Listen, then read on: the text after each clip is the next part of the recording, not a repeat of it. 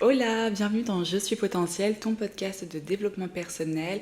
Aujourd'hui, on va se parler du fait d'être trop gentil, ce syndrome de la gentille personne. Peut-être que tu as déjà entendu ce terme. Vraiment te rappeler à quel point c'est important de te placer en priorité avant de répondre aux besoins et aux envies des autres. Donc si tu es une personne qui a tendance à douter, qui a du mal à dire non, qui a peur d'être égoïste, qui pardonne facilement, qui ne se rebelle pas, qui est la personne gentille, la personne dite calme, tu es au bon endroit, c'est de toi dont on va parler aujourd'hui.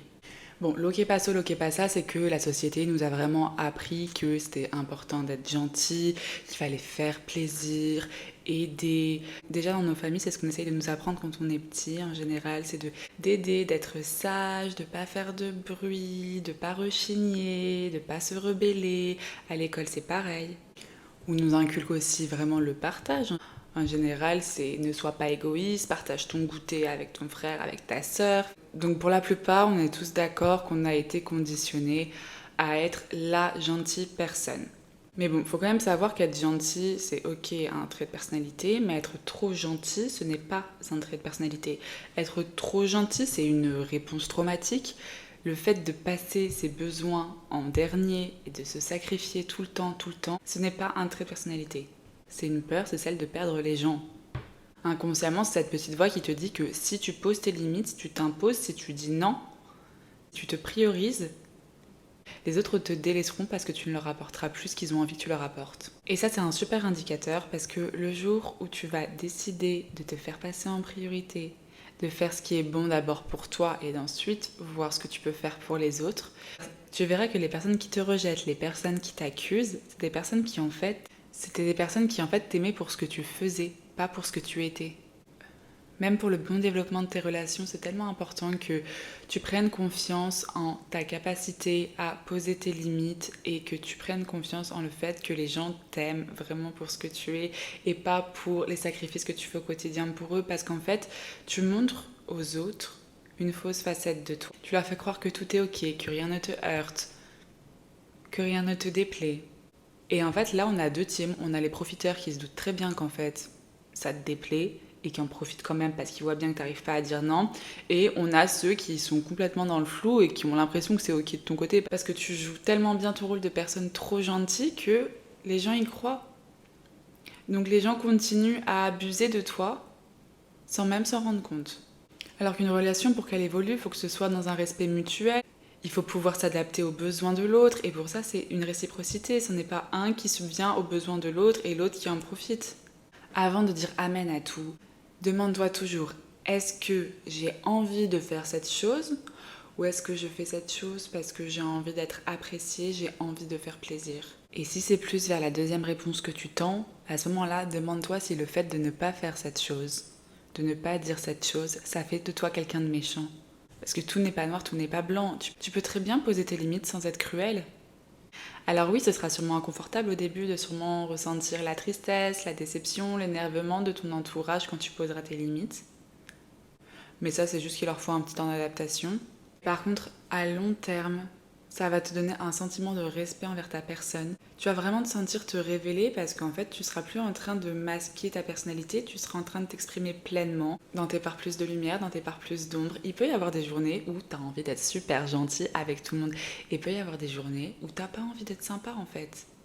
Où là, ton énergie, il faut la focaliser sur toi. Pour te faire du bien, pour te sentir bien, t'as besoin de dire merde aux autres et de te dire oui à toi. Et voilà, il y aura peut-être des jours avec, des jours sans, des jours où ce sera un peu des deux. En fait, il faut trouver ton équilibre, mais vraiment être à ton écoute et te faire passer en priorité. Parce que si toi, tu t'occupes pas de toi et de tes besoins, qui c'est qui va s'en occuper? Les gens, ils sont pas dans ta tête. Ils peuvent pas deviner ce que tu as envie, ce que tu as besoin, qu'est-ce qui te fait de la peine, qu'est-ce que tu aurais aimé faire. Ne pas dire que tu voulais aller manger à ce restaurant-là, à tes amis qui vont tous manger à ce restaurant-là, c'est juste te frustrer pour rien. Ça se trouve, ils auraient bien aimé aussi manger au même restaurant que toi, mais parce que t'as pas osé le dire, parce que tu veux faire plaisir à tout le monde, tu veux t'effacer, tu veux pas être un problème, tu suis la troupe. Mais tu peux proposer tes volontés, tu peux proposer tes envies. Les relations, elles sont là pour partager, pour se faire plaisir mutuellement. Et souvent, en plus, on arrive à trouver le même terrain d'entente pour faire plaisir à tout le monde. Donc pourquoi, toi, te sacrifier? Puis mets-toi à la place de tes potes. Je sais pas, peut-être que tu supportes pas qu'on mette les pieds sur ta table basse quand on vient chez toi. Toi, tu le fais, t'es chez toi, tu kiffes ta vie, personne n'a rien à te dire. Ok, mais quand les gens viennent chez toi, t'as pas envie que les gens le fassent. Et peut-être que t'oses pas le dire parce que t'as pas envie de faire la relou. Bah, demande-toi, à l'inverse, si tu vois, toi t'étais chez ta pote, que tu calais tes pieds sur sa table basse, et qu'elle, ça l'a dérangé. T'aimerais qu'elle te dise, meuf, s'il te plaît, j'aime pas trop les pieds sur la table basse, tu peux les enlever? Ou tu préférais qu'elle soit dégoûtée mais qu'elle se taise? Cette thématique, elle est clairement liée avec le fait d'apprendre à dire non. C'est, je pense, un gros sujet, en tout cas de ce que j'ai pu entendre quand je discute avec mes amis. Dire non, c'est vraiment un gros challenge pour beaucoup de personnes. Donc c'est un sujet que je traiterai à part pour pouvoir le développer un peu plus. Mais aujourd'hui en tout cas, je t'encourage vraiment à poser tes limites, à savoir te respecter, savoir t'écouter et communiquer aux autres ce dont tu as envie, ce dont tu as besoin, avant de te concentrer sur ce dont ils ont envie, ce dont ils ont besoin. Si toi tu communiques tes envies, tes besoins, et que machin communique ses envies, ses besoins, et que machine communique ses envies, ses besoins, ok, on est trois pour parler de comment on va faire pour trouver des compromis et faire plaisir à tout le monde. Tu existes, tu n'as pas à t'effacer, à te mettre de côté, à t'ignorer. Ça me fait énormément penser à cette phrase trop bon, trop con. En fait, c'est un peu comme toutes les qualités. Si elles sont en excès, ça va devenir des défauts. Le tout, c'est de doser. Donc pour conclure, tu n'es pas un paillasson. C'est important que tu te respectes, que tu montres l'exemple si tu veux que les autres te respectent. Et que tu communiques sur ce que tu veux, sur ce qui te dérange, pour casser un peu ce schéma de victime-bourreau où en fait voilà, l'autre devient une personne qui te persécute parce que tu n'as pas communiqué sur un truc qui te fait souffrir et que la personne n'est pas dans ta tête et ne peut pas deviner que ça te fait du mal. Pour ce qui est de l'égoïsme, moi je pense sincèrement que c'est une qualité. Je l'avais pas, je l'ai développée parce que j'ai découvert à quel point ça pouvait être bénéfique pour moi et pour les autres de devenir égoïste. En gros, quand j'étais pas égoïste, quand je me disais toujours, bah voilà, faut être bon pour les autres, faut vraiment écouter les autres, faire attention aux autres, les autres, les autres, les autres. Donc je me faisais passer en dernière. Sauf que comme je me faisais passer en dernière, j'étais frustrée, j'étais aigrie. J'avais des ressentiments, j'avais des rancœurs, il y avait des trucs qui passaient pas. Des fois, j'avais vraiment la haine contre certaines personnes parce que pour moi, elles m'imposaient leur choix, elles m'imposaient leur vision, elles m'imposaient tout. Alors que la vérité, c'est que c'est moi qui m'imposais pas. Maintenant, ça fait plusieurs années que peu importe le sujet, même si ça peut être vu comme impoli ou je ne sais quoi, s'il y a quelque chose qui est important pour moi, je le dis. Exemple, ce qui m'arrive souvent, je suis pas chez moi, je suis chez des amis et voilà, pour moi c'est important de me coucher pas trop tard, on sort le soir, j'ai envie de rentrer tôt parce que je sais bien que je vais être fatiguée, que je vais plus profiter de la soirée, que le lendemain je bosse.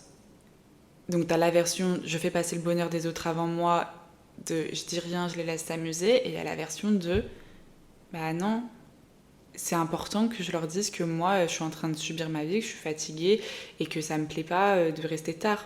Après on est d'accord, on peut le dire à l'avance pour pas qu'il y ait de surprises et de moments où on se rend compte qu'on n'est pas sur la même longueur d'onde, etc.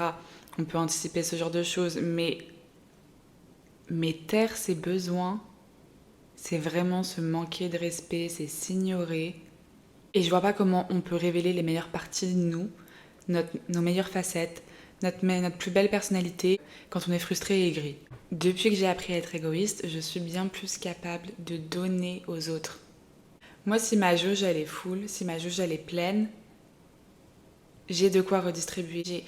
J'ai de l'énergie à donner aux autres, voilà, je suis en mesure d'écouter, je suis dans de bonnes dispositions. Si moi, mes besoins à moi, ils n'ont pas été comblés, j'ai aucune disponibilité pour les autres. J'essaye, mais j'arrive pas, et puis ça me met mal. C'est pas la peine. Pour moi, l'égoïsme, c'est savoir se prioriser, et savoir se prioriser, c'est la meilleure manière de développer son plein potentiel. Peu importe quelles sont tes qualités, elles ne vont pas pouvoir s'exprimer et se développer et grandir et briller si tu passes ton temps à te taire, t'effacer et ne pas prendre soin de toi pour pouvoir te révéler. Et si tu prends pas soin de toi pour pouvoir te développer. Je suis fan de métaphores, donc je la place, on est un peu comme une petite fleur, il faut de l'amour, il faut du soleil, il faut de l'eau, il faut prendre soin de soi si tu veux devoir te développer, te voir grandir. Puis la suradaptation aux autres, mais qu'est-ce que c'est épuisant. C'est tellement plus simple d'être soi-même, tu devrais essayer. Ah, et pour rappel, t'es pas venu sur Terre pour plaire à tout le monde. Les gens qui n'aiment pas la personne que tu es avec tes limites, c'est pas grave, ils peuvent s'entourer d'autres personnes. Il y a assez de personnes sur cette planète pour ne pas se sentir bloqué dans des relations où on n'a rien à faire, où on se sent pas du tout stimulé, où les gens nous tapent sur le système. Et rappelle-toi que déjà si tu t'autorises à potentiellement déplaire aux gens que tu aimes, imagine comme ça va être facile de déplaire aux gens que tu n'aimes pas. Et là, on part vraiment dans la direction de la liberté parce que tu te libères de cette volonté de vouloir être aimé de tous. D'ailleurs, si ce sujet t'a parlé, je te conseille de jeter une oreille à mon podcast sur le regard des autres. D'ailleurs, je crois que c'était mon tout premier podcast, il y a maintenant 4-5 mois. Enfin bref, fais-toi passer en priorité, respecte-toi, donne-toi de l'amour, et les autres suivront et en feront autant. Tu veux te faire aimer, tu veux que les gens t'aiment, tu veux pas te faire rejeter, aime-toi. Ça paraît trop simple, je sais, mais aime-toi en te plaçant en priorité, en te respectant, et les gens vont suivre. Je reprécise que les gens gentils, c'est juste exceptionnel et c'est très important. Je me considère moi comme une personne gentille, mais à temps partiel. Quand j'ai envie d'être pas gentille, je ne suis pas gentille. Et il n'y a aucun problème avec ça. On n'a pas à s'enfermer dans un trait de personnalité. On a le droit d'avoir nos humeurs. J'en ai fini pour aujourd'hui. J'espère que ce sujet t'a plu. Si c'est le cas, fais-le moi savoir avec un petit like si t'es sur YouTube ou notez le podcast si t'es sur une plateforme d'écoute. Moi, c'est vraiment ma façon de savoir si ce que je vous raconte ça vous plaît, si je dois continuer sur ce genre de sujet. Donc vraiment, même si tu peux même laisser un commentaire sur YouTube ou me faire un petit retour en DM sur Instagram, je t'en serai très reconnaissante. Merci pour ton écoute, prends soin de toi, je te fais des bisous et je te dis à bientôt.